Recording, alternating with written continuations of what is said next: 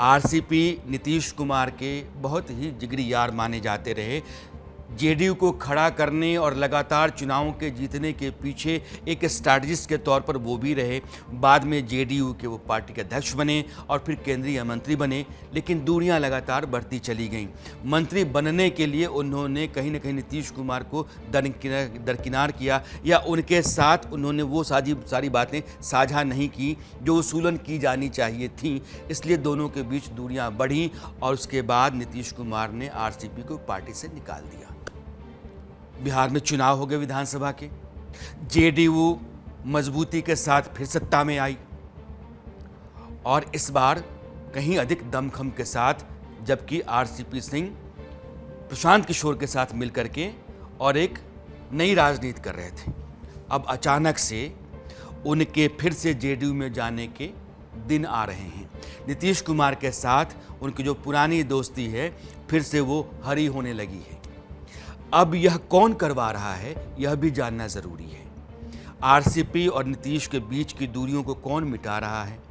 फिर आरसीपी की ज़रूरत आज की तारीख में नीतीश को क्यों आने पड़ी, जबकि वो तो सत्ता में बेहतर तरीके से हैं।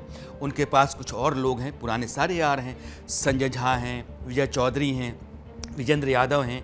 फिर भी इसलिए विकास से मेरा सवाल है कि यह आरसीपी के जेडीयू में आने का कारण और कौन सा आदमी है जिसको फैसिलिटेट कर रहा है, और नीतीश कुमार को क्यों लग रहा है कि आरसीपी को आना चाहिए?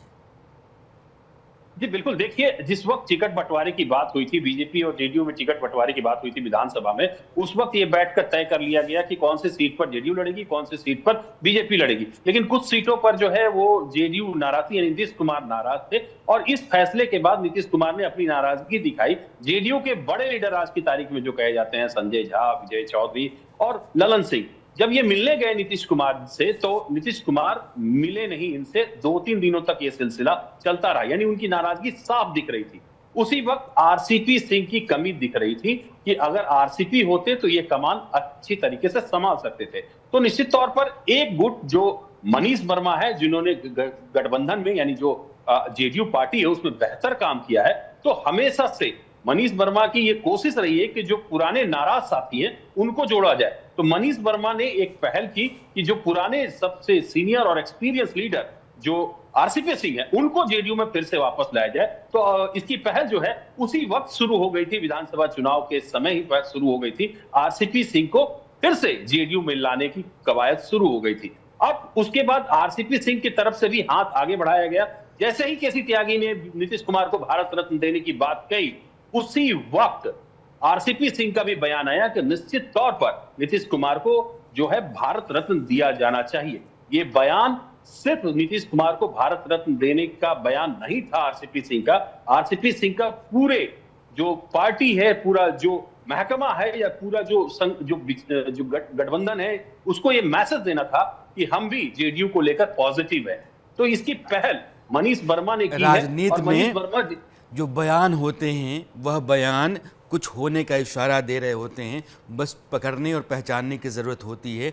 और यह जो शो आपका है न्यूज़ मास्टर, हमारी कोशिश ये होती है कि हम वहाँ ला कर के आपको रखें या अपनी बात वहाँ तक पहुँचाएं।